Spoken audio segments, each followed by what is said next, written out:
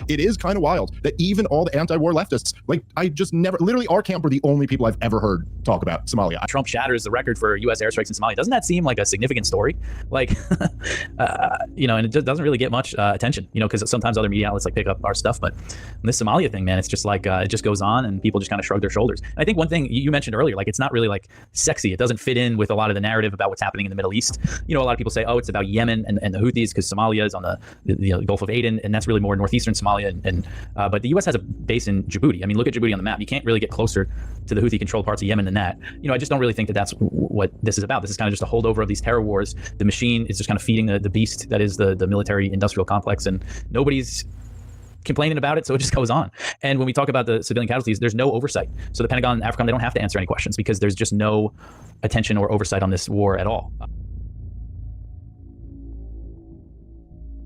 Well, you're saying we don't know, like exactly what the civilian, death toll is, but we do, like, in the broader scheme of the war, right? We know there was this massive famine that hit, what was that, in 2010 or 2011? And the famine, there was it was like the entire region was affected, but only in Somalia did you see people dying, and they were dying of like by the hundreds of thousands at that point, like hundreds of thousands of people starving to death, and all because, like, their food distribution and supply chains were all messed up because of the war. So these are essentially casualties of the war. And so what you've got here is a war where at least hundreds of thousands of people have died as a result of it. You can't win the thing. It's still continuing, and the average American has no idea what's going on. And it seems pretty indefensible on every level. If you remember in the first Trump administration, as you said, fighting an unwinnable war, he really ramped up the airstrikes in Afghanistan. I mean, to levels that we didn't see since the initial invasion.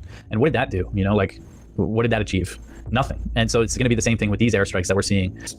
As loose as the supposed justifications are for so many U.S. wars or U.S.-backed wars, you do kind of feel like, if you asked Joe Biden why we needed to keep arming Ukraine, he would have had an answer for you, and it wouldn't have been good or compelling to us, but he'd have had something. Or if you ask Donald Trump why we need to, bomb Iran, he'll say we can't let them go nuclear. Or say, and I just wonder, like, if Donald Trump was just asked about this, does he even have a thing prepared? Like, would he even have anything? If somebody, like, if you were in the White House press corps and you were able to say, Mr. President, you just broke the record for strikes in a year in Somalia, like, why are you doing this? I really don't think he'd even have a reason. Like, it's not even like there's been ever a stated reason of why we have to do this.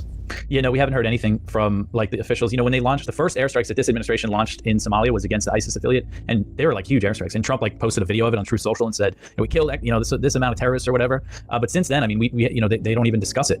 And when I wrote the story that they broke the record, I mentioned it to somebody, and he said, oh, I bet Trump's happy that he broke the record. And my response was, I bet he doesn't even know.